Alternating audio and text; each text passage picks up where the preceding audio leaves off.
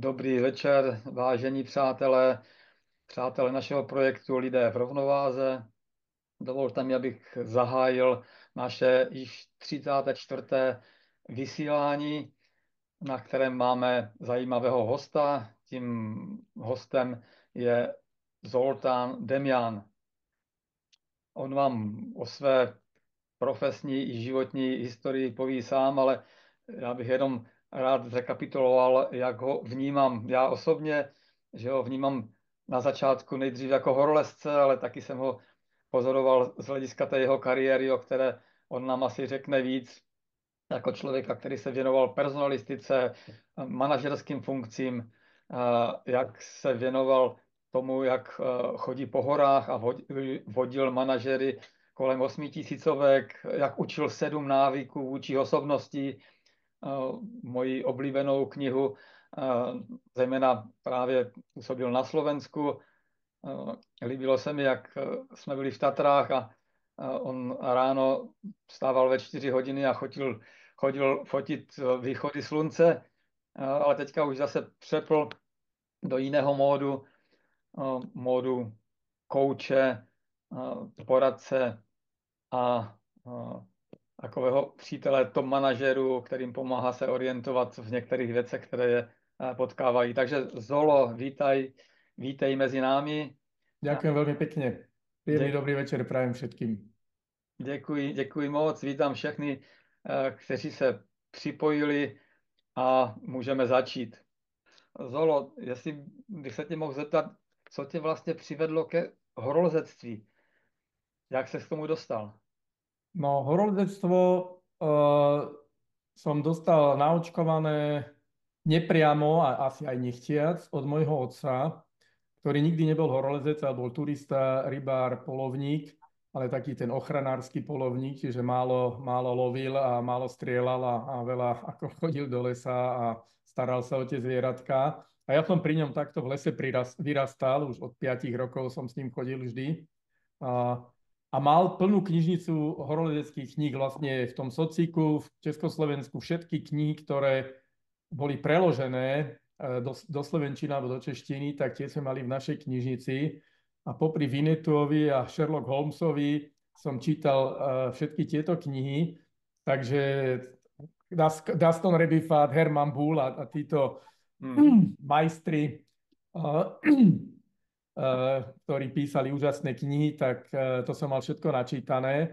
A ja som vlastne na strednej škole začal ako športovať, robil som rýchlostnú kanoistiku. A po nejakých 2 rokoch, keď zlúčili 2 oddiely dokopy a urobili z toho jeden super oddiel, tak zrovna tá kategória, v ktorej ja som bol, to bol starší dorast, tak my sme boli takí slabší a mali sme špičkových olympionikov mužov a mali sme vynikajúcich mladších dorastencov. No tak ten starší dorast z toho jedného oddielu vypadol a z toho druhého oddielu za všetky tie ďalšie kategórie. Takže prakticky zo dňa na deň som zostal bez športu. A tá rýchlostná kanoistika, tak to bol tvrdý šport, tam sme denne dvojfázovo trénovali, čiže to bol vždy beh alebo posilovňa a plus jazda na vode. Čiže ja som bol naučený denne 2-krát intenzívne trénovať a zrazu to useklo. Tak som hľadal niečo, v čom by som pokračoval. A tým, že som mal spolužiaka na strednej škole, na gymnáziu teda, Jožko Just, ktorý potom žiaľ Bohu zahynul v 88. roku na Evereste po výstupe a vlastne prvý alpský priestup Boningtonovej cesty v juhozápadnej stene Everestu, ako výkon, ktorý dodnes ešte nebol prekonaný. Tak som skúsil to horolezectvo a možno práve preto, že ja som bol skutočne mimoriadne dobre vytrénovaný z tej kanoistiky a horolezci v tom čase netrénovali. Horolezci mali také nastavenie, že keď lezieš, tak vlastne trénuješ. Tak mne to horolezectvo išlo vyslovene, že raketovým tempom, lebo ja som začal jesť v 74. roku, v 70. samozrejme v minulom tisícročí, v 75. už som bol v Alpách, v 78. som už bol na prvej himalajskej expedícii, no a takto to potom pokračovalo. V Alpách som liezol hlavne v zime, a tam sme robili vždy nejaké prvovýstupy. Potom prišlo Nórsko zimné, Kaukaz, Pamír, Ťanšan, čiže tie výšky v tých kopcoch stúpali a vlastne v tom 84. roku to bol taký najsilnejší rok pre mňa himalajský, keď som bol teda dvakrát na expedícii v Himalájach. Na jar som bol na Lhotse Šar 8400, prvovýstup, sám som bol na vrchole, a v 88 bol povestný Everest, teraz pred pár dňami sme dožili 40. výročie výstupu, čiže 15. októbra sme stáli v trojici s Angritom a s Juzekom Sotkom na Evereste. Takže to bol taký ten rýchly štart môj. Potom som ešte nejaké roky liezol po Evereste. Myslím, že najvážnejšie výkony po moje došli práve po Evereste. 85-88 Dhaulagiri a ten výstup na Dhaulagiri, to je pre mňa osobne ten highlight mojej horolezeckej kariéry. A keď sme ešte pri horolezectve, tak ešte musím doplniť, že v horolezectve som nielen liezol, ale robil som prakticky všetko, čo sa dá robiť. Čiže v oddieli som robil metodika, ktorý teda vlastne sa stará o to, aby ľudia ovládali techniku horolezeckú a pohybovali sa v horách tak, aby sa podľa možnosti nič nestalo. Čiže som mal na starosti celý výcvik, prednášky a všetko toto zabezpečenie. Popri tom som učil na horolezeckej škole cvičiteľov, čiže vlastne ľudí, ktorí robili začiatočnícke tréningy potom v oddieloch. No a vyvrcholilo to tým, že som zastupoval najprv Československo, neskôr Slovensko a aj Česko, lebo Češi nemali po rozdelení v Medzinárodnej horolezeckej únii, v UIA zástupcu ani vo výkonnom výbore, ani v predsedníctve. A ja som vlastne 8 rokov potom pôsobil ešte v predsedníctve Medzinárodnej horolezeckej únie. No a ešte tesne pred rozdelením Československa ma nahovoril, aby som kandidoval na predsedu Československej horolezeckej asociácie, čo som považoval za smiešne, lebo v Prahe sa konal tá valné zhromaždenie a Jirko Novák, ktorý bol veľmi úspešný vedúci horolezeckých expedícií, kandidoval tiež a nejakým zázrakom zvolili mňa. Tak potom som sa potešil, že sa Československo rozdelilo a už som nemusel prezidentovať horolezcom. Takže to bola taká moja horolezecká dráha. No, nádhera.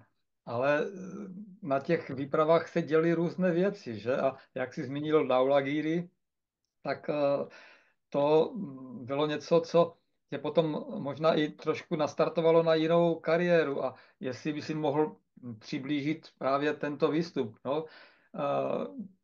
Jak to bylo s těmi Kazachy a co jsi tam zažil a podobně. Můžeš pár slov? Děkuju. No, Dhaulagiri bol pre mňa veľmi silný kopec, vyslovene magický.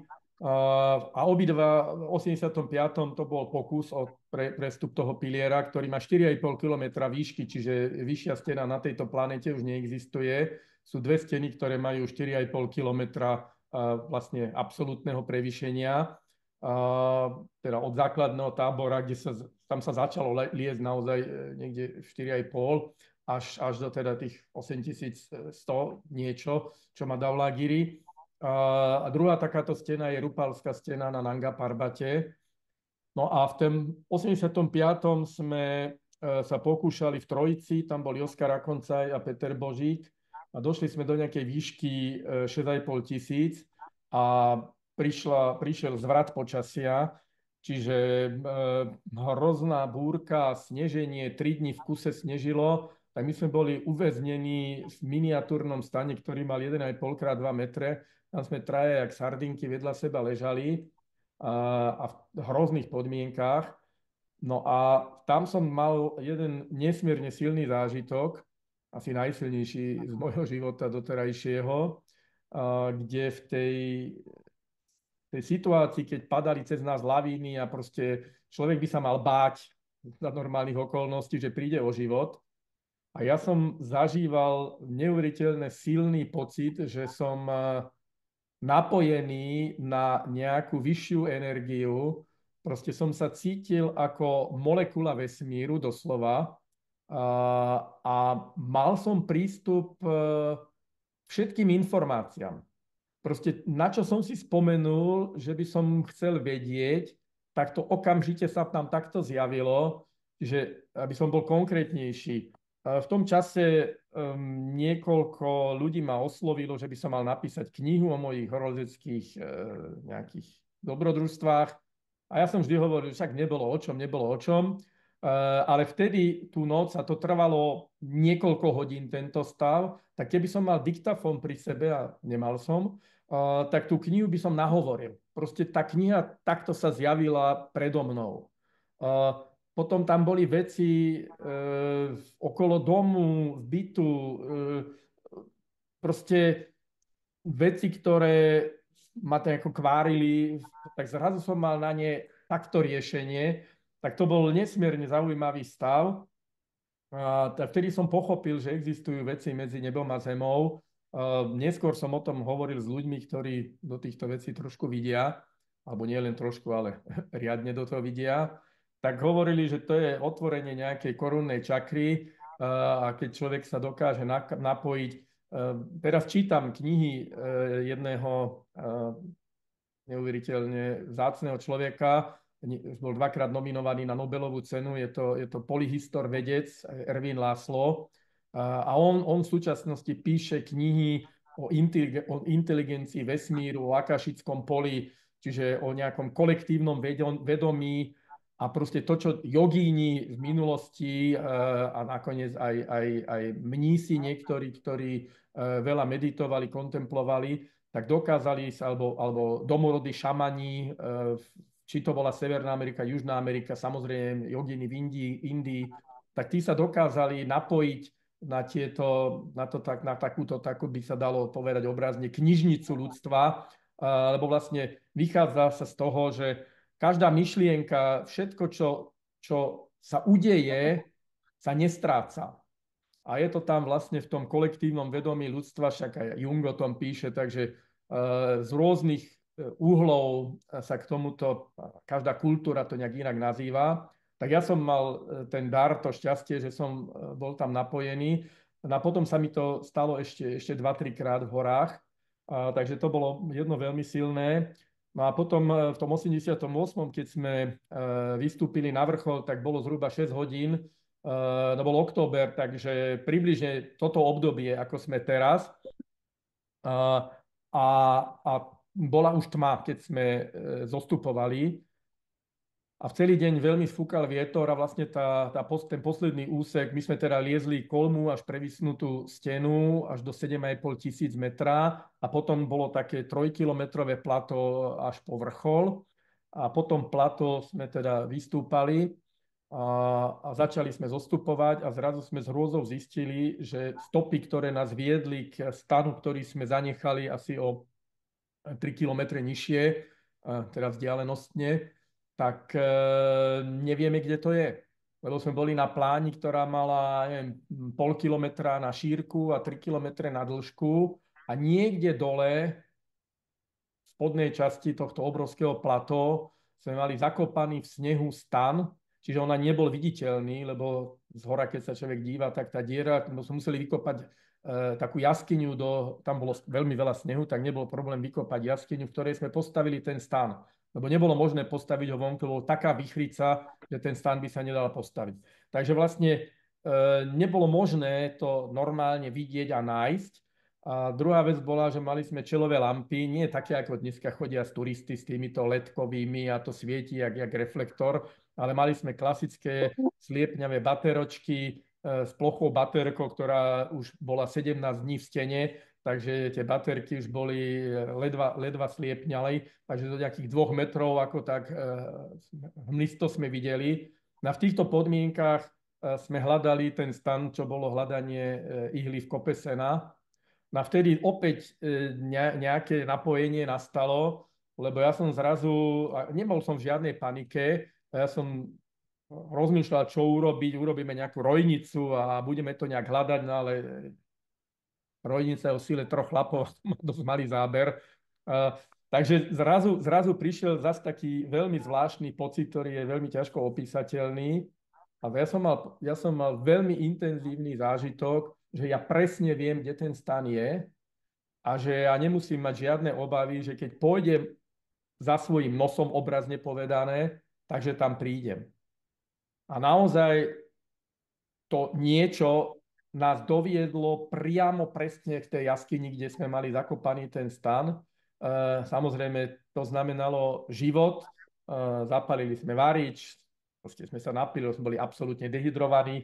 A na druhý deň ráno to počasie samozrejme cez noc sa vybúrilo, a na druhý deň už to počasie bolo výrazne lepšie. A keď som vykúkol zo stanu ráno, tak bolo vidno ešte tie naše stopy, ktoré viedli k tomu stanu, a to bolo jak pravítkom urobená čiara, že nebolo to nejaké cikcak blúdenie, ale naozaj ma to doviedlo priamo k tomu. Takže to sú také zázračné veci, ktoré sa fyzikálnym spôsobom, ale takým tým našim racionálnym spôsobom rozmýšľania nedajú vysvetliť.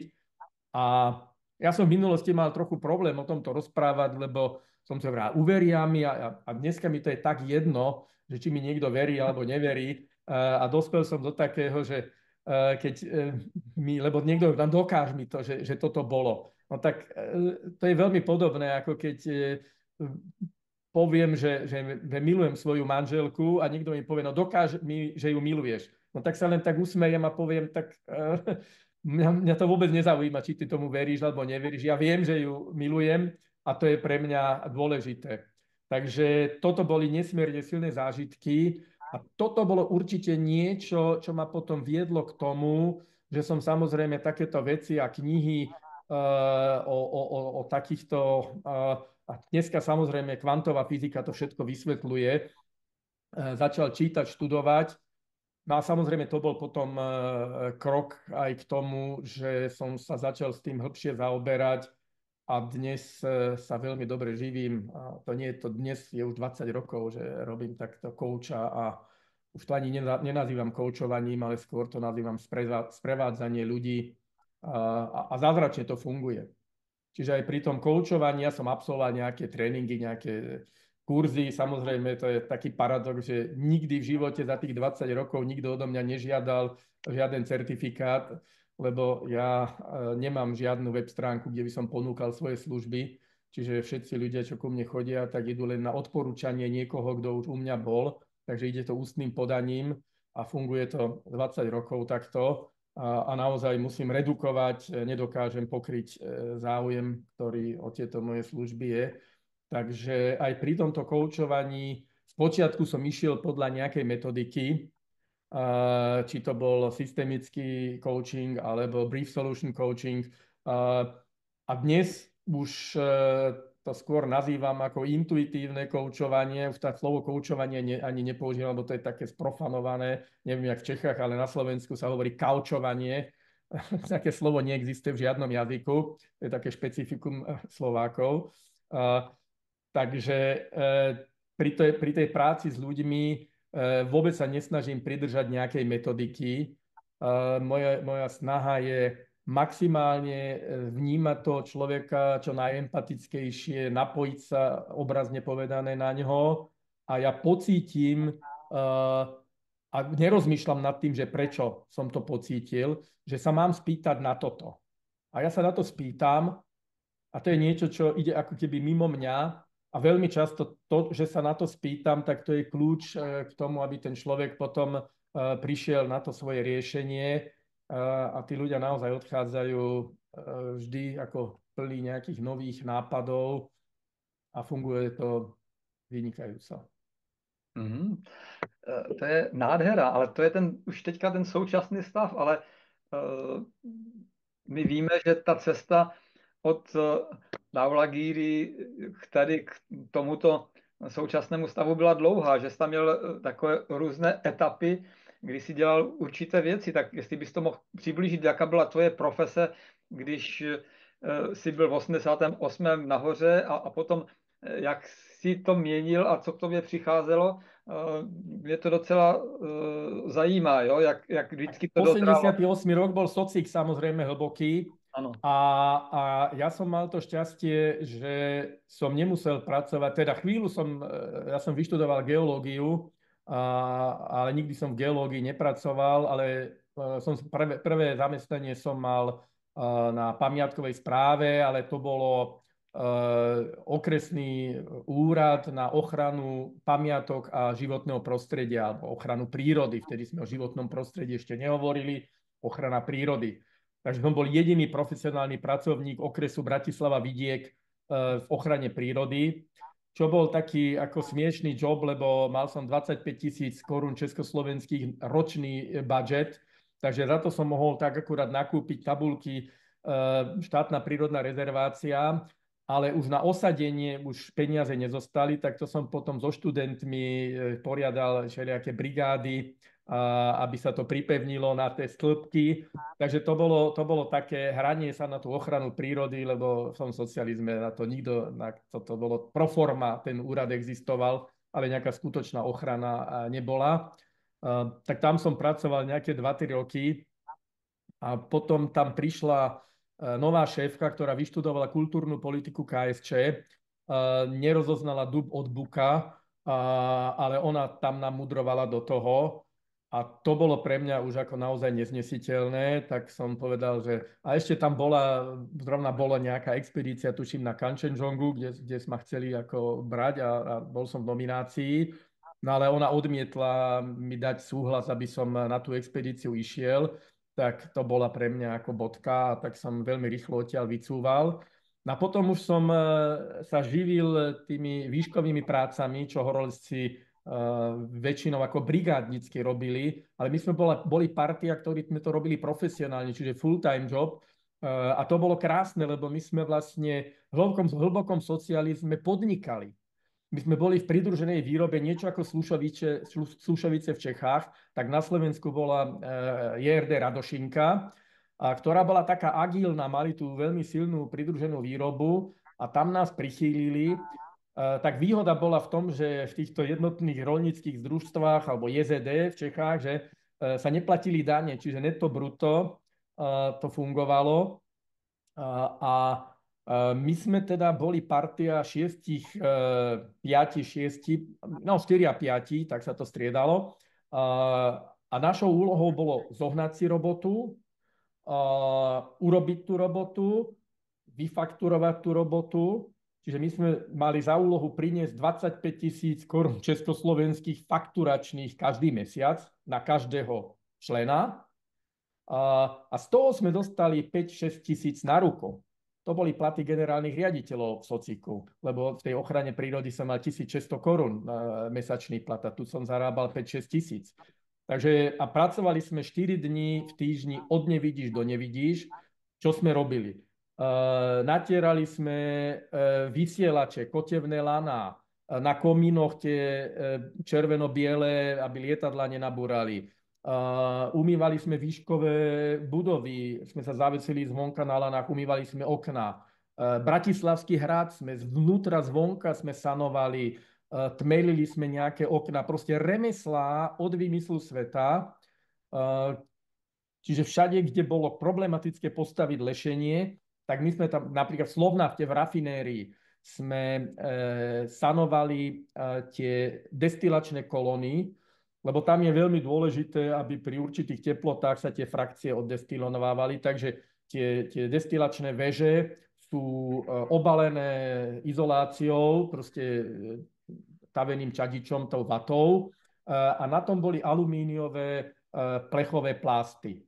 No lenže ten vietor a tie vibrácie, niektoré tie plasty uvoľnili, tá izolácia vyletela, vietor to odniesol a samozrejme to bol problém technologický, tak zase nás volali a to 24 hodín denne, obrazne povedané, sme boli k dispozícii, čiže čokoľvek sme robili, keď oni volali, všetko sme pustili a leteli sme tam a zase visiac na lane sme tieto kolóny dali naspäť tú izoláciu nitovačkami. Čiže tie remeslá všetky sme robili, tak to bolo pre mňa obdobie, keď som sa naozaj naučil uživiť sa prácou svojich rúk a bolo to veľmi užitočné prežiť vlastne ten socik v montérkách a bol som absolútne izolovaný od tej pakárne, ktoré v tých socialistických firmách, samozrejme nie vo všetkých, ale v mnohých, mne tie 2 roky v takejto firme, a to bola minifirma, stačili a takto.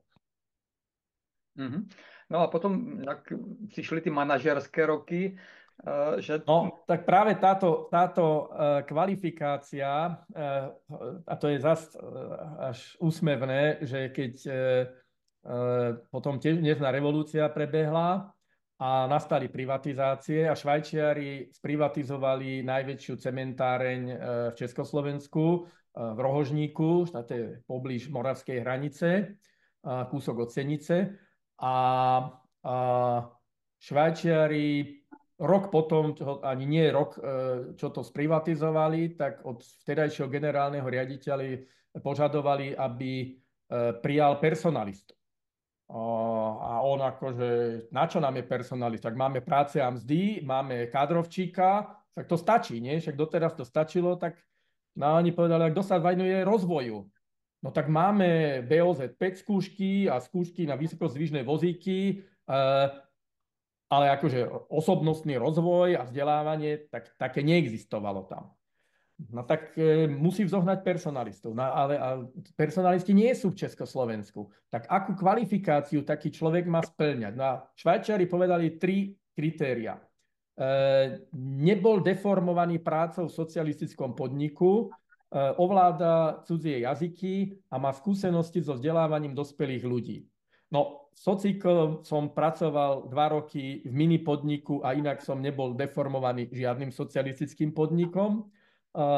Hovoril som asi 5 jazykmi v tom čase a 10 rokov som učil na horolezeckej škole, takže mal som skúsenosti so vzdelávaním dospelých ľudí, tak zo mňa urobili personalistu. No lenže to bola kultúra v tej firme, bola taká tá postsocialistická, kto nekradne, okráda seba a svoju rodinu, a na čele s pánom direktorom. No lenže Švajčiari mu na to veľmi rýchlo došli a zo dňa na deň ho vyrazili. Čiže asi po 2 rokoch, 2,5 roka som robil personalistu, tak Švajčiari naozaj boli v korupcii, boli absolútne bez pardónu.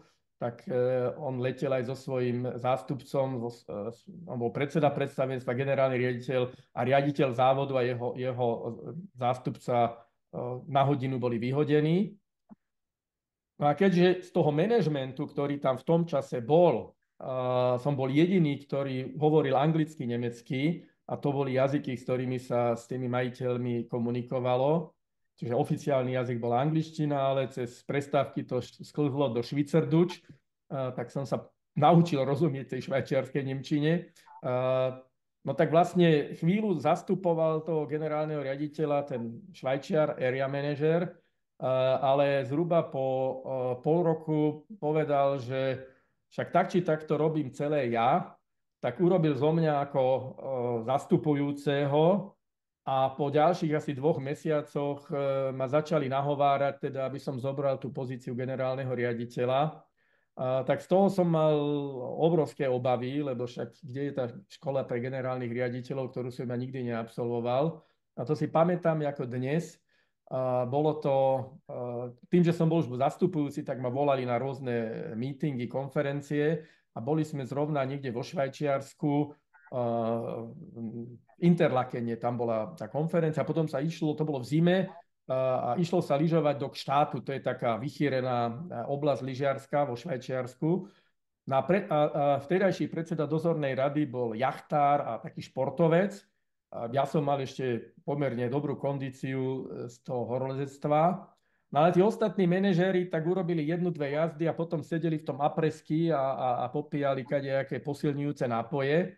A my na takej starej dvojsedačke, jak vo Vrátnej kedysi bola taká dvojsedačka, tak určite aj v Čechách boli také dvojsedačky, také tie staré, vpredu bola taká drevená záklapka, aby človek odtiaľ nevypadol. Tak sme to tak spolu točili a na jednej jazde hore sa ma pýta tento Andreas Pestalozzi sa volal, sa ma pýta, no, že akože čo mi bráni v tom, že prečo sa bojím zobrať tú pozíciu. A ja mu hovorím, Andreas, ja nie som ekonóm, ja sa nevyznám do ekonomiky.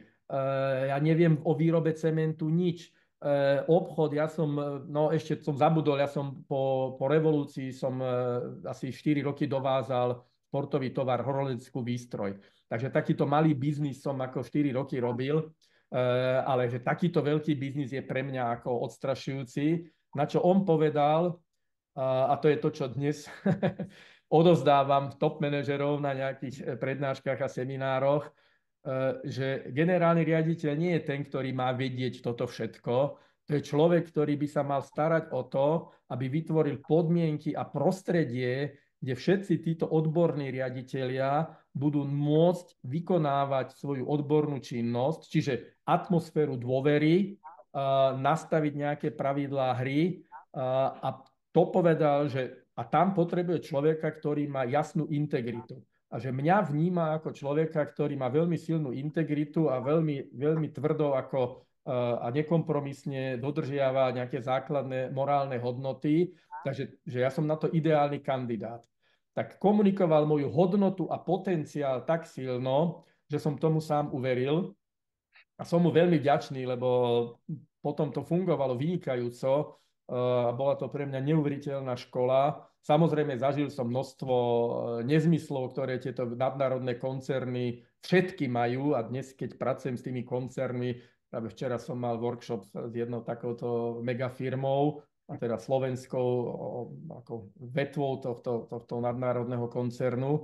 A mali sme taký top manažerský workshop jednodňový, a nič sa v tom nezmenilo. Čiže to, čo som od nich počul, ako tie nadnárodné koncerny stále robia tieto nezmysly, popri tom, že robia aj dobré veci, ale často flagrantne porušujú princípy vedenia ľudí, stále tam je direktívne riadenie a proste stále sa ide len po zisku a vlastne to budovanie kultúry je pomimo.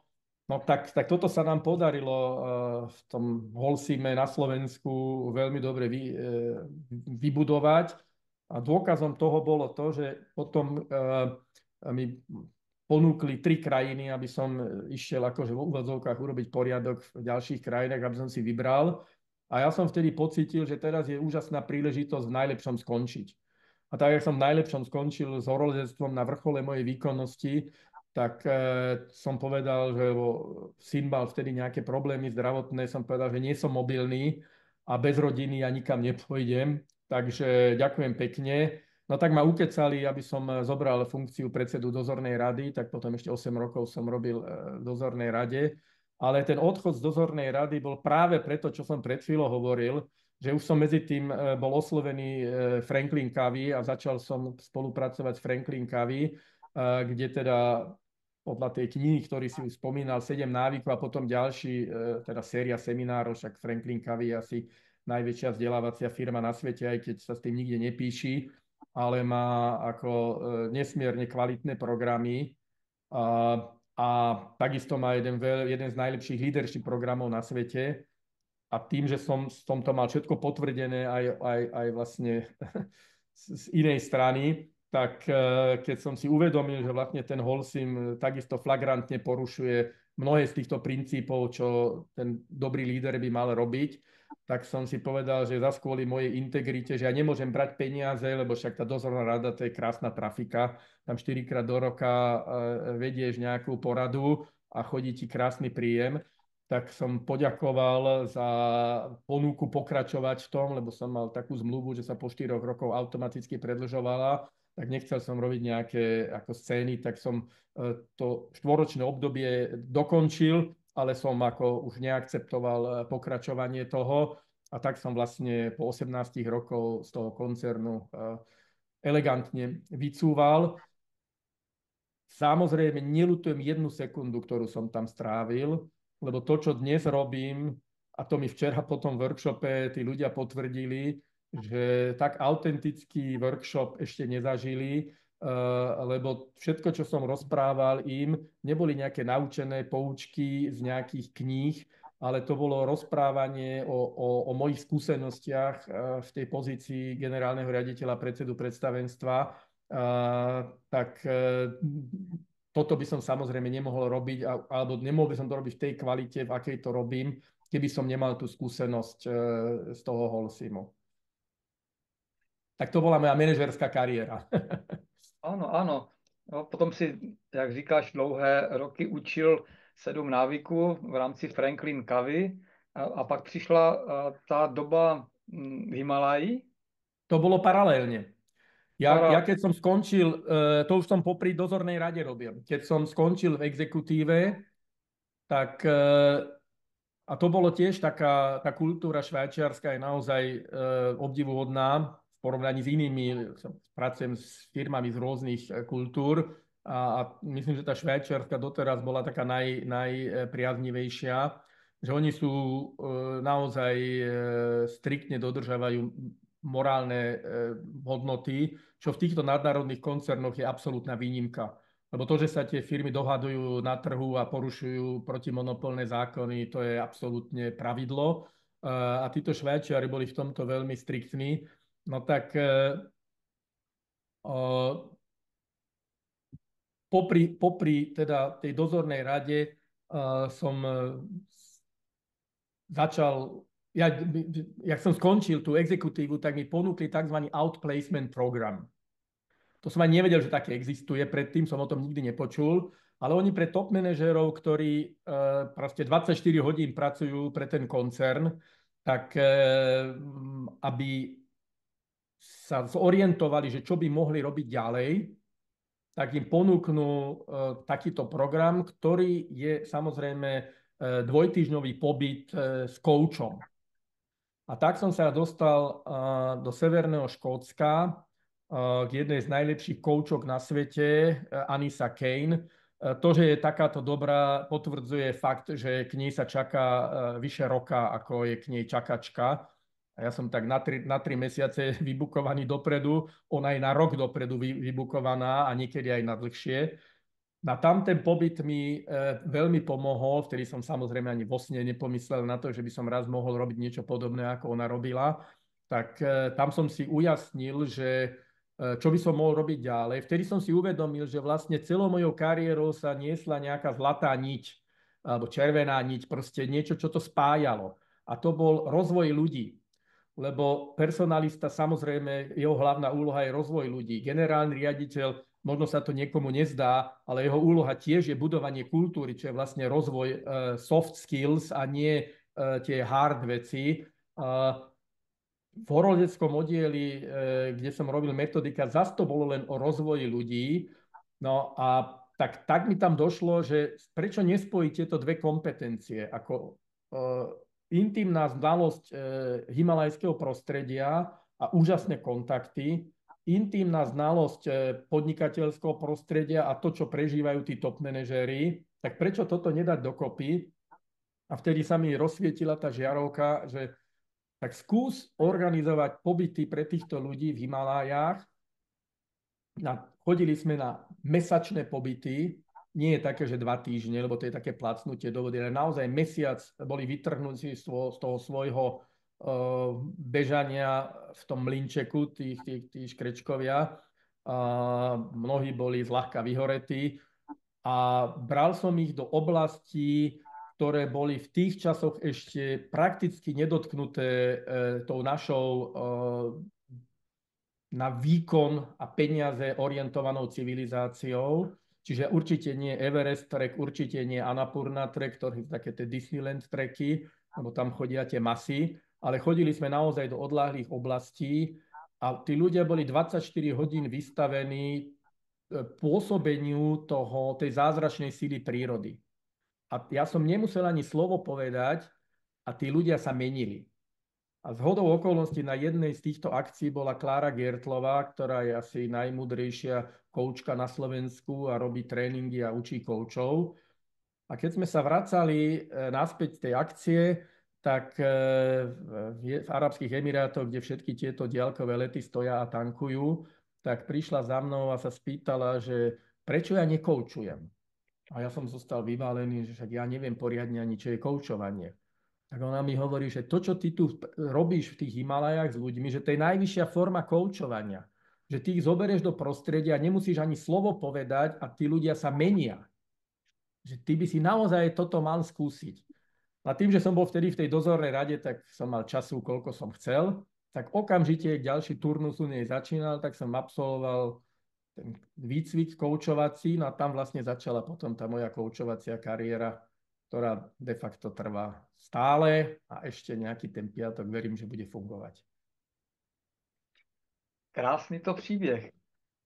Já se přiznám, že jsem se zaposlouchal do podcastu na Forbes SK Nevyhorení a tam byla taky spousta zajímavých impulzů. To, jak právě ty si velmi citlivě byl otevřený tomu, jak tě oslovuje ten život, jaké příležitosti ti nabízí a jak jsi to vždycky porovnával s tím, co můžeš, nemůžeš, s tou zodpovědností za sebe, ale třeba i za rodinu a jak jsi to vždycky, jak jsi to možná pěkně řekl, rozhodoval srdcem. Že Áno, áno. A vždy bolo to aj tak, že a vždy som to tak robil a stále to tak robím, že to, čo nerobím s radosťou a láskou, tak nerobím. A v každej tej mojej etape životnej, keď som pocítil, že už to prestáva byť, splňať toto kritérium, ale začína to byť robota, tak som napríklad skončil, 10 rokov som sprevádzal ľudí po tých Himalájach a, a paradoxne možno najúspešnejšia akcia a najviac ľudí tam bolo. Dodnes sa pravidelne stretávajú, čiže úžasné priateľstvá tam vznikli a mnohí ľudia menili zásadným spôsobom svoj život po tej akcii. Tak na tej akcii som pocítil, že už ma to nebaví. Že už to je také, že robím to ako z takej povinnosti voči tým ľuďom, aby som im doprial toto, ale ja už z toho nemám radosť. Že bol som taký unavený z toho. A plus som si uvedomil tú obrovskú zodpovednosť, lebo keď zoberieš 10 ľudí do Himalájí a samozrejme nie lezieš s nimi na 8 000, ale tamto chodenie po tých chodníkoch je nebezpečné, však aj v Tatrách kopa úrazov sa stane na chodníkoch, takže tam tá expozícia je úplne iná, takže aj na tých trekoch nie ich je veľa, ale nastanú smrťáky. A našťastie ja si musím zaklopať, že na žiadnej akcii sa nikomu nič nestalo, ale som si povedal, že je najvyšší čas skončiť, neťahať toho tigra za fúzy, lebo keby náhodou niečo nastalo, tak to bude tragédia. Tak v tom momente som s tým skončil. No a takto to bolo vlastne s každou činnosťou. A takto som skončil teraz aj so seminármi Franklin Covey. A tie semináre sú stále vynikajúce a Franklin Covey robí neuveriteľný vývoj. Teraz tie nové veci, čo sú, proste to je neporovnateľné, čo za tých 20 rokov, čo som zažil, ten progres, ktorý tam nastal, je naozaj famózny. Ale sem tam sa musím pozrieť na rodný list a uvedomiť si, že koľko mám rokov a neignorovať to. Proste ja som bol zvyknutý 5 dní v týždni, 10 hodín prednášať na seminároch, a jednoducho to už nie je udržateľné v mojom veku, takže ešte stále som v tom tíme ako host, ale už semináre nerobím. Dorábam nejakých klientov, ktorí boli ešte tak rozbabraní, ale už tak 2 roky som takto ako to utlmujem. Teraz ešte jedna firma ma oslovila, ako budem robiť nejakú takú tú zúženú verziu 7 návykov, 7 návykov základy pre jednu skupinu. A tu už verím, že to bude už úplná bodka. Takže aj s týmto som skončil a teraz vlastne už robím len to sprevádzanie, čo robím zásadne tu, v tejto miestnosti, v ktorej sedím, že nechodím za ľuďmi, oni musia prísť za mnou. A to má aj určitý význam, to nie, že by som bol pohodlný. Ale tí ľudia, hlavne tí top manažeri, ktorí sú zvyknutí, že všetko im padne do lana, a že oni len kývnú prstom a všetci sa trasú o to, aby mohli pre nich robiť, aby sa priživili na tej firme, aby nejaké peniažky odtiaľ vytiahli.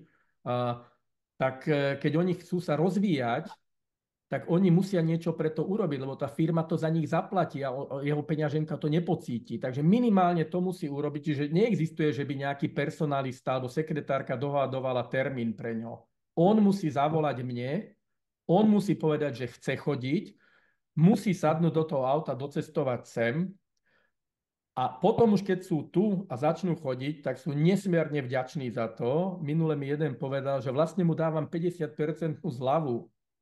A ja som tomu nerozumel, že ako to 50% zľavu.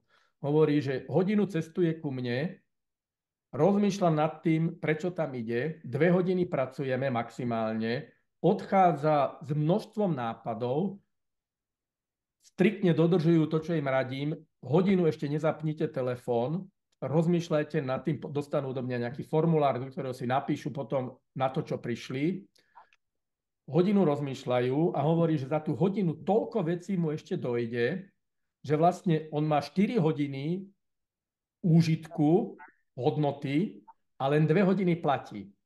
No takže to, že ho vytrhnem z toho jeho prostredia a príde sem na Kopanice, kde žijeme tu na 26 duší, absolútna tma v noci, absolútne ticho, obklopený prírodou, dom postavený z borovice, čiže to prostredie, tá energia, ktorá tu je, to je niečo, čo už je pre nich terapeutické a tie nápady, ktoré dostanú, samozrejme ich realizujú. A je veľmi zaujímavé zistenie pre mňa, a ja tomu teda rozumiem, že prečo sa to deje, ale za posledný z tých 20 rokov, čo to robím, tak pred 10 rokmi, keď niekto intenzívne chcel na sebe pracovať, tak nejaký vážnejší progres sa udial v priebehu 1 roka asi. Dnes ľudia, ktorí chcú na sebe pracovať, tak ten progres robia v mesiacoch. Niekedy za 2-3 mesiace urobia taký progres, jak predtým rok alebo 2 roky. Čiže naozaj tá doba, ktorej žijeme, sa zásadným spôsobom mení a je nesmierne priaznivá pre ľudí, ktorí chcú na sebe pracovať. Samozrejme, naopak, tí, ktorí na sebe nechcú pracovať, tak je to veľmi nepriaznivá doba, lebo sa prepadajú stále hlbšie a hlbšie. Myslím si, že to je moc krásná výzva pro nás všechny. Začít pracovat víc na sobě a že to není jenom o těch technikách, ale že je to o tom vnitřním chápání sebe sama a to, jak jsme nastavení my, tak pak ovlivňujeme to své okolí. V prvom rade seba a svoje okolie. Alebo sa darí, alebo sa nedarí. Čiže tá zásadná vec je, čokoľvek sa nám udeje, to sebauvedomenie zapojiť. Čo sa vo mne deje? Cítim sa ako obeť alebo ako tvorca. A v tom momente, keď sa cítim ako obeť, tak začne fungovať hypotalamus, hypofýza, nadobličky, vylučuje sa kortizol, ktorý je stresorom a keď v tom zostávame, tak ten stres sa stáva chronickým a tá špirála ide dole. Naopak, keď sa stávam tvorcom a začnem sa starať o seba a starať o ľudí okolo seba, preto ja hovorím o leadershipe ako caring leader, starajúci sa líder, tak sa uvoľňuje v našom mozgu hormón, ktorý robí presný opak toho. A toto je to, čo človek si musí vždy uvedomiť, že či je obeť alebo tvorca a nenechať sa vtiahnuť do tej obete. Ale myslím, že Zdenku by sme mali dať slovo ľuďom, lebo čas neuveriteľne letí. Ano, už se nám objevují první otázky v chatu, takže já poprosím Hanku. Hanko, jsi tady s náma, jestli se můžeš připojit a zkusit se těm otázkám z chatu věnovat.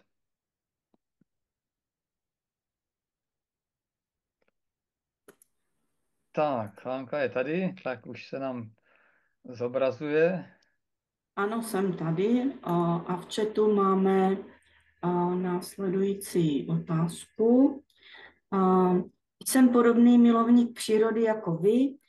Dá se skloubit dlouhodobě práce v leadershipu s osobním životem a se základnou v přírodě a teda žít mimo město a nutný home office? No, myslím si, že leadership ako sa nedá robiť cez home office. Niektoré veci výnimočne áno, ale tak ako sprevádzanie top manažerov a to, čo ja robím, tiež odmietam robiť takto online. Cez COVID veľmi výnimočne som niečo také robil, ľudia sem chodili a normálne sme pracovali. Ale sklbiť pracovný život a rodinný život, to nie je, že dá sa, ale musí sa. Lebo keď to človek nedokáže, tak vyhorí. A bude zažívať stresy a to je tá špirála dole. A bude obeťou. Čiže je nutné si uvedomiť, že akákoľvek funkcia, a keď človek dobre deleguje a naozaj leadership dodržuje, tak tá úloha toho generálneho riaditeľa alebo top manažera určite nie je byť 12 hodín v robote. Čiže keď niekto 10-12 hodín musí byť na pracovisku, tak niečo robí zásadne zle. Čiže 6 hodín musí stačiť pre toho top manažera, aby bol na tom pracovisku. A minimálne hodinu by mal venovať sebe samému denne. A pobyt v prírode je na toto úplne ideálny. Lebo prechádzka v lese je fantastická v tom, že my sme v tom pracovnom procese vždy sústredení na nejakú činnosť. A veľmi často čumíme do tých obrazoviek alebo do tých mobilov. A ten mozog je neuveriteľne vyťažený týmto a unavený. A keď človek kráča v lese, hlavne keď sú ešte listy v lese, tak tam nemáme tie pevné body, o ktoré by ten zrak sa nejak ukotvil. Čiže je tam taká akoby masa tých listov okolo nás, tých stromov, čiže my kráčame tým lesom a naozaj sa dokážeme akoby spomaliť, zastaviť, vhlbiť do seba a rozmýšľať o tých veciach, že akým chcem byť človekom, akým chcem byť lídrom, akým chcem byť otcom, akým chcem byť manželom. Proste uvedomiť si svoje životné role a striktne dodržiavať, že keď prídem z práce, ja hovorím, že v robote mám na hlave klobúk toho lídra, prídem domov, tak dám si na hlavu klobúk manžela a otca. Potom idem za kamarátmi, dám si na hlavu klobúk, čiže neexistuje, aby som 24 hodín denne bol na mobile a na počítači a keď sedím s manželkou pri stole, tak aby som čumel do mobilu. A drvivá väčšina tých top manažerov toto robí. Ja ich sledujem pri obede, čo robia. Proste stále sa dívajú do mobilu. Keď jem, tak jem a nepozerám sa do mobilu. Čiže toto sú veci, ktoré sú žiaľ Bohu už tak vžité, že ľudia to považujú, ku mne chodia a hovoria, že pandémia, pomôžte mi nájsť work-life balance. A ja sa ich pýtam, prečo work-life? A oni sa dívajú, že no lebo s tým mám problém. No ale prečo work-life?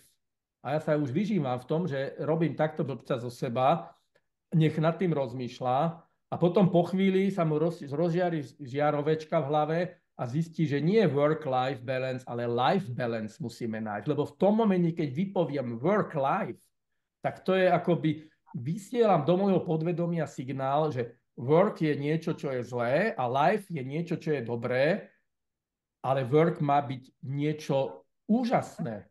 Lebo práca je jediné miesto, jediná rola v mojom živote, kde mám úžasnú príležitosť ovplyvňovať v tom najlepšom slova zmysle obrovské množstvo ľudí. A taký top manažér vo firme, ktorá má 1000 zamestnancov, keď vytvorí tam kultúru a samozrejme on ide príkladom, že je v pohode a vyžaruje z neho pozitívna energia, tak postupne tam vybuduje kultúru, že tí ľudia budú radi chodiť do roboty a človek, čo rád chodí do roboty a neodchádza z roboty s knedlíkom v krku a nepríde domov vyšťavený a naštvaný, tak ovplyvňuje vlastne všetku tú celú rodinu, takže zrazu miesto 1000 ľudí ovplyvňujete 4000 ľudí. A to je jediná profesia na tejto planéte, kde máte možnosť toľko ľudí ovplyvniť v tom pozitívnom slova zmysle. Čiže preto by to mala byť absolútna povinnosť každého lídra v prvom rade sa starať o seba. Čiže najväčšia zodpovednosť starať sa o seba, aby ja som bol v pohode, a to sú vlastne tie 4 základné oblasti vo fyzickej oblasti, čiže aby som mal nejakú kondíciu, to znamená zdravo jesť, minimum alkoholu, minimum červeného mäsa, keď mäso, tak len ryby, čiže mediterárna kuchyňa, po emočnej stránke mať rád sám seba, lebo ľudia si myslia, že musím sa starať o druhých a mať vzťahy s druhými a so sebou majú zlý vzťah, lebo v seba dáva vždy na posledné miesto. Nie. To je jak v tom lietadle, keď vypadnú tam tie kyslíkové masky, tak najprv seba a potom dieťaťu. Nie najprv dieťaťu. Čiže aj ten top manažer najprv sa musí postarať o seba, lebo keď on nebude v pohode, tak bude predplatný v tej firme a rovnako v tej rodine. Čiže emočná záležitosť, emócie voči sebe, voči najbližším mentálna, neustále sa vzdelávať a duchovná. Tá je najdôležitejšia, lebo to sú moje hodnoty a to je moje poslanie. A to je to, čo som pred chvíľou hovoril. Tá duchovná oblasť je rozmýšľať, teda integrita, mať nejaké zásadné hodnoty a neporušovať ich. Žiadne milosrdné lži, žiadne milosrdné klamstvá, čiže jednota slova činov, otvorenosť, transparentnosť. To je to, čo od ľudí počúvam.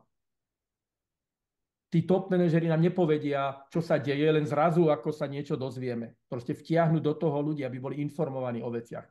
Otvorene komunikovať, s rešpektom komunikovať. Čiže to je žitie tých hodnôt a to osobné poslanie alebo poslanie toho lídra je presne to, čo som pred chvíľou hovoril. Nájsť si chvíle ticha a rozmýšľať nad tým, akým chcem byť lídrom. Čo by som chcel počuť od mojich ľudí, keď budem odchádzať, za čo by sa mi mohli poďakovať. Teraz ma to spontánne napadá, tuto mi leží na stole takýto úžasný kompas, ktorý keď som odchádzal z Holcimu po tých 18 rokov, tak mi zamestnanci darovali. Od majiteľov som dostal jedno pero a maketu cisterny, čo vozí cement. Proste nejaký reklamný predmet, čo chytil a mi to strčil do ruky, čiže absolútne niečo neosobné. Ľudia z firmy mi darovali tento kompas, sú vygravírované Holcim a rok 2010, keď som odchádzal. Vyrobili mi jeden album krásny, kde sú fotografie, vyzbierali možno od prvého dňa, keď som vkročil do fabriky, až do poslednej akcie, čo bol nejaký customer event vo Vysokých Tatrách. A ručne mi tam napísali poďakovanie, čiže som mal slzy v očiach, keď mi to dávali. A keď som sa ich pýtal, prečo mi darovali ten kompas, tak povedali, že no síce si už 8 rokov v dozornej rade, ale to, čo si ty do nás naštepil a svojim príkladom si nás inšpiroval, to je niečo ako pre nás kompas, ktorý nás stále vedie.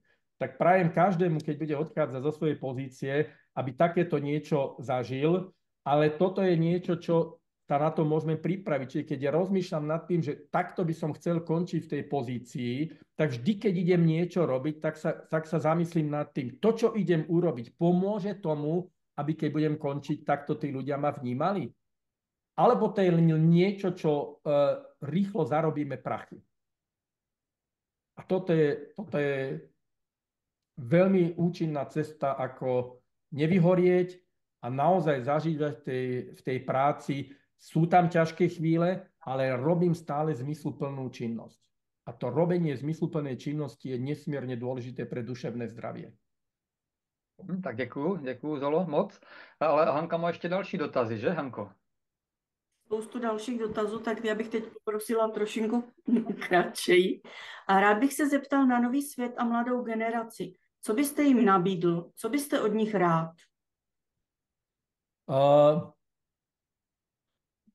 Ja od nich nič nechcem. Oni chcú od nás niečo. Lebo oni sú súčasná generácia, oni sú budúcnosť. A oni sa už narodili do tohto nového sveta. A oni chcú od nás na pracovisku, aby sme ich vnímali ako ľudské bytosti a nie ako zdroj, ktorý riadenie ľudských zdrojov. Chcem si uvedomiť tento hrozný názov. Riadenie ľudských zdrojov. A to je ten starý názov z priemyselného veku, ktorý stále pretrváva.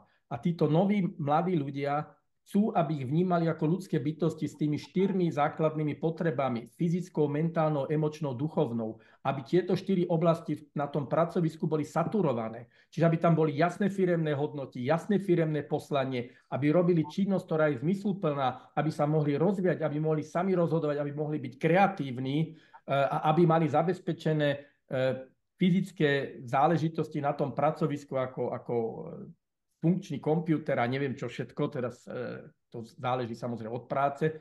Toto je jediné, čo oni potrebujú. A keď toto dostanú, tak budú fungovať perfektne. Keď nie, a to je to, čo počúvam, s nimi sa nedá.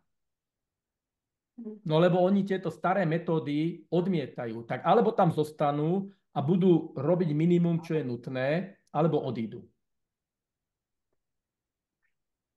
Výborně, děkuji. Zolo, teďka se tam hlásí. Vidím, tady se hlásí někdo, Honza Mašek. Jo, já jsem se jenom chtěl Zolo zeptat, moc děkuju za to krásné povídání. Tu otázka se směřovala spíš k tomu, jako přímo na vás. ne jakože obecně jako firmy a tak dál, ale co vy byste si od nich vzal a co vy jim můžete nabídnout těm mladým lidem, kteří teďka v podstatě fungují? Tak ja robím takéto akcie aj pre mladých ľudí, aj do škôl chodím, samozrejme to robím vždy pro bono. Chodia ľudia ku mne sem, mladí ľudia, takže mám to z prvej ruky, čiže nemám to vycúcané z malička, čo som pred chvíľou hovoril. A ja od nich nepotrebujem nič, ja som duchodce, ako ja už proste si tu dožívam pomaličky. Možno by ma mohli naučiť niečo z tej AI, ale ja do toho vôbec nejdem, lebo to je také zjednodušovanie života, ktoré ja už nepotrebujem.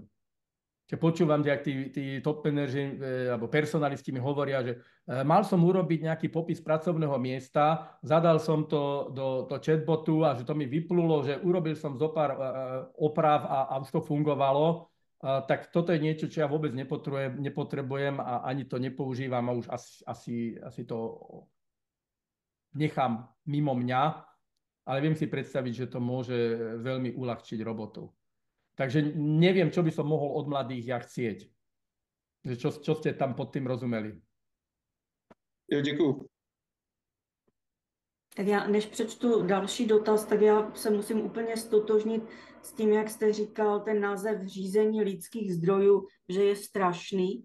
Já jsem někde četla, že lidské zdroje nejsou stroje. A s tím se stotožňuju teda, jasne. Protože lidé jsou lidé. A teď pojďme k tomu dalšímu dotazu, a to je, co byste ve svém životě udělal jinak a na co nejste hrdý? No, žiaľ Bohu, tú možnosť, že aby sme sa vrátili a napravili, to neexistuje. Čiže musíme si uvedomiť, že všetko, čo robíme v tej chvíli, robíme najlepšie, ako vieme. A takto som to prežil aj ja. A to, že niekedy som to nevedel lepšie a robil som veci, na ktoré vôbec nie som hrdý, tak to je faktom. Čiže tie prvé roky, keď som bol top manažerom, tak som bol ten typický top manažer, o ktorých som pred chvíľou hovoril, ktorí ten work-life balance ale vôbec nemajú. Čiže kým toto mi došlo a kým som si toto všetko nejak ako zrovnal v hlave, tak som zanedbával rodinu, zanedbával som seba. Čiže všetky tieto chyby som robil. Dnes to naprávam, čiže zase som si uvedomil, že voči svojim deťom som nebol otcom a bol som stále niekde preč, aj ako horolezec, aj ako top manažér. A keď som tam bol, tak nebol som na nich sústredený, tak jednak to doháňam na mojich vnúčatách, ale aj na mojich deťoch. Čiže s každým som si sadol a veľmi otvorene som sa o tom porozprával, ospravedlnil som sa za to. Proste netvárim sa, že to je v poriadku a myslím, že to našim vzťahom ako veľmi pomohlo. Takže toto sú veci, na ktoré nie som hrdý. Rozpadlo sa mi jedno manželstvo, na to tiež nie som hrdý, ale opäť zostať v nefunkčnom manželstve je hriech pre deti a hriech aj pre obidvoch tých partnerov. A toto sa mi tiež nepodarilo, lebo keď som po 30 rokoch ako povedal, že odchádzam a išiel som to povedať môjmu synovi s malou dušičkou, tak ma objal a spýtal sa ma, prečo som to už neurobil pred 10 rokmi. Ja som skoro spadol z nôh, lebo my sme sa tvárili, že veci fungujú a všetci videli, že to nefunguje. A to bola taká tá falošná zodpovednosť. Kvôli deťom sa nerozídeme. A to je to najhoršie, čo môže byť. Proste keď to nefunguje, to je tak, ako keď v práci nie som rád, tak musím odtiaľ odísť, tak aj v tom vzťahu, keď ani jeden, ani druhý tam nie sme radi a žijeme len vedľa seba, kvôli tomu, aby čo si budú myslieť susedia, čo si budú myslieť deti, kvôli svokre, kvôli neviem komu, ale my sme tam zase niekde na poslednom mieste, tak toto je tiež niečo, na čo nie som hrdý. Ale zase to bolo asi na niečo dobré, lebo teraz žijem v jednom fantastickom vzťahu a proste neviem si vynachváliť a čím dlhšie sme spolu, tým je to lepšie.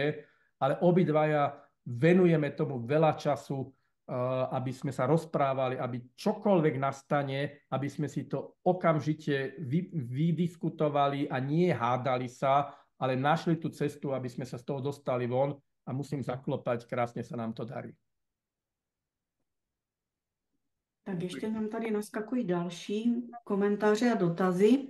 A ten další je od Jirky Kleina a zní: Byl jsem měsíc v roce 2010 v Nepálu a musím potvrdit, že to byla pro mne obrovská zkušenost, ze které čerpám dodnes. Neletěli jsme do Lukli letadlem, ale šli pěšky z Jíry, stejně jako šel Hillary v roce 1952. Nejkrásnější část cesty byla právě zde před Luklou, dál už to bylo příliš komerční. Jak vnímáte změny v komerční turistice ve Velehorách? Mi už se tam moc nechce a hledám klidnější místa. Minulý rok som bol 7 týždňov v Nepále a pravdepodobne už sa tam nevrátim. Presne z tohto dôvodu tie trasy, ktoré som ja mal, akože čo som sprevádzal tam tých ľudí a ešte vtedy boli prakticky bez trekárov a bolo to naozaj ešte neporušené, jak okolo Dhaulagiri napríklad, Rolvaling a tieto oblasti. A nakoniec ešte aj Manaslu spočiatku bolo také, okolo Manaslu. Tak teraz som bol, minulý rok som bol okolo Manaslu a už asi 4. krát som tam bol. A som bol zrozený z toho, že ako sa to komercionalizuje a vlastne nemôžeme im to zazlievať tým ľuďom, lebo my sme pre nich chodiace peňaženky a samozrejme sme pre nich nesmierne bohatí, čo aj objektívne sme v porovnaní s ich príjmami. Tak oni majú internet a pozrú sa, aké máme ceny na jedálnych lístkoch doma, tak také ceny nám účtujú aj tam. Čo by bolo v poriadku, ale vyletelo to oproti tomu, ako to predtým bolo, ako extrémne, lebo predtým som sa najedol za euro 2, teraz za 10, 12, takže 10-násobne sa zvýšili tie ceny. A to by bolo v poriadku, lebo však aj doma toľko zaplatím v reštaurácii, aj keď samozrejme to prostredie je trošku iné ako tu, že tam je jedna drevená lavica a stôl z dosiek zbúchaný. Ale to patrí k tomu koloritu, ale to, že tí noví majiteľi, ani to sú nie majiteľi, to sú manažeri, nagelovaní mladí chlapi, ktorí klamú a proste naúčtujú vám veci, ktoré ste nemali. A toto považujem za niečo, čo je veľmi zlé aj pre Nepál, ale samozrejme ten záujem o tento komerčný trekking je tak obrovský, že oni si môžu dovoliť čokoľvek, lebo tam sú zástupy ľudí a žiaľ Bohu, tak, jak sa nám podarilo zničiť tento svet tzv. Civilizovaný, v ktorom žijeme a preto je toľko tých problémov, ktoré zažívame a ten chaos, v ktorom žijeme, tak to isté sa nám darí exportovať aj do týchto ešte relatívne nedotknutých oblastí. Takže jasne ten vývoj pôjde aj prirodzenou cestou, ale toto je umelo urýchlený ten vývoj v tých oblastiach a žiaľ Bohu k horšiemu. Takže absolútne s vami súhlasím, netreba chodiť už do Nepálu. Keď chcete ísť do Nepálu a zažiť ešte skutočný Nepál, tak treba ísť povedzme pod Kanchenjungu alebo do západného Nepálu, kde ešte tento komerčný turizmus neexistuje. Ale nikoho tam neposielam, lebo za pár rokov aj tam to bude rovnaké. A ja tam už tiež nebudem. Máme tady další, a to je spíš komentář, a opět od Jirky. Mám vystudovaný obor řízení lidských zdrojů a při obhajobě jsem jim sdělil, že mají obor přejmenovat na motivování lidských bytostí. Bohužel nechápali. A to už je to téma, o kterém jsme si tady povídali. Tak keď môžem mať ešte k tomuto poznámku, tak motivovanie tiež nie je dobrý názov, lebo my nemôžeme druhých ľudí motivovať. Každý sa musí motivovať sám. My môžeme inšpirovať. Tak keď tak ako inšpirovať ľudí, ale myslím si, že people's development, jak sa mnohé firmy, ako rozvoj ľudí a v tomto duchu tie názvy by boli, a mnohé firmy to už tak majú. Už to tak majú. Tam, kde majú generálnych riaditeľov, ktorí ako nie sú zabednení v tom priemyselnom rozmýšľaní a majú schopných personalistov, tak už to premenovali. Akurát Slovenská asociácia personalistov HR.com stále má HR, aj keď európska aj svetová už dávno toho HR vo svojom názve nemajú. Tak neviem v Čechách, či je tiež ako řízení ľudských zdrojov, ako váš dves personalistov, to neviem.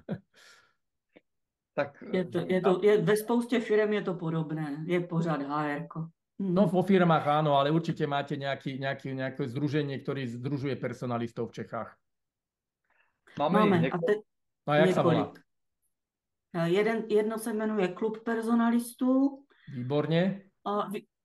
No, většina se už jmenuje Klub personalistů. Čiže už nemáte řízení lidských zdrojů. To je dobré. Vy jste vždy byli před ale námi.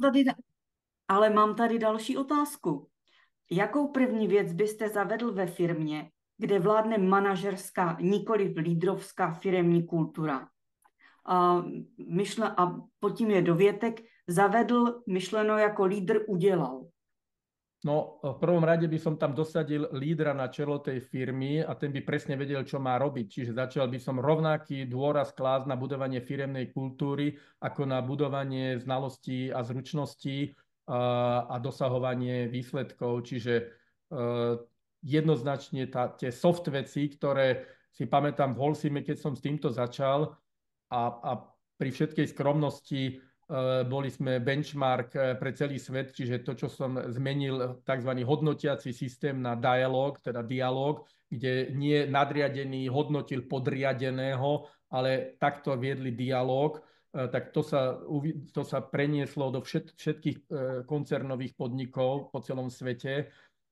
Takže toto je cesta do budúcnosti, samozrejme. Fajn, tak to vyčerpali všechny věci z chatu. Hanko, děkuju za moderování. Čas se nám naplnil. Možná na závěr bych ještě se zeptal, jestli někdo má přímou otázku na Zoltána Demiana, ať dáme ještě prostor. A pokud ne, tak budeme pomalinku končit. Takže prosím, máte ještě možnost, kdokoliv.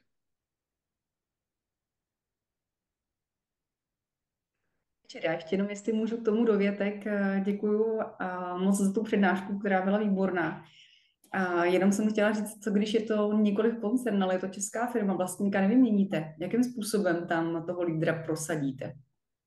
To je moja voľba, či v takej firme budem robiť. Keď ten majiteľ je direktívny človek, tak je otázka, že prečo tam zostávam. Keď neviem, lebo vy môžete aj zostať v takej firme a nebrať to osobne.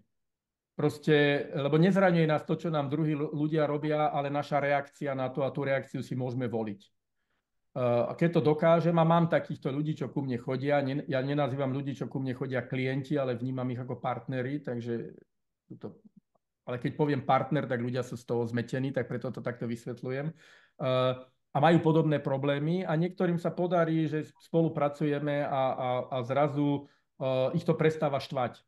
Čiže uvedomujú si, že to je človek, ktorý má nejaké komplexy, má svoje problémy a on to takto prenáša na svoje okolie a oni to neberú osobne a púšťajú to vedľa seba a ten úsek, za ktorý sú zodpovední, tam to robia svojím spôsobom a dá sa to. Pokiaľ on do toho nezasahuje, do vášho úseku a vy ste vedúca na nejakej tak si môžete robiť po svojom. A budete mať určite ďaleko lepšie výsledky ako ostatné a budú vás tam mať radi. Ale keď toto nie je možné, tak je otázka, čo tam robím. Ja už tady nejsem rád, jak Zdeněk Svěrák povedal vo Vratných láhvích. Výborně. Takže děkuji moc. Ještě něco? Chcete někdo něco dodat? Pokud ne, tak já bych rád Zolo Demianovi moc poděkoval za jeho otevřenost, za sdílení svých osobních zkušeností, za představení jak svého života, tak toho, jakým způsobem on vidí leadership a jak v podstatě to všechno, co tady zaznělo, rezonuje s naším projektem Lidé v rovnováze, kde právě o těch 4 dimenzích se snažíme hovořit a jak se snažíme lidi vést k tomu, aby se snažili dynamicky vyvažovat ten svůj život a byli obezřetní v každém okamžiku, aby se jim to někdy nevymklo z rukou. Takže já držím všem pěsti, aby jsme se poučili dostatečně, byli bdělí a těším se na další setkání. Máme rozjednáno x řečníků, takže uvidíme, jakým způsobem se nám je podaří, na které termíny domluvit. My vás včas budeme informovat. Takže Děkuji a přeji pěkný večer a těším se zase někdy jak v Lidech v rovnováze, tak kdekoliv jinde v rámci třeba i naší sítě Red Button, kterou tady Honza zastupoval, možná i další. Na viděnou. Nashledanou. Mějte se krásně. Ďakujem za pozvanie a všetkým prajem príjemný Nashledanou. večer.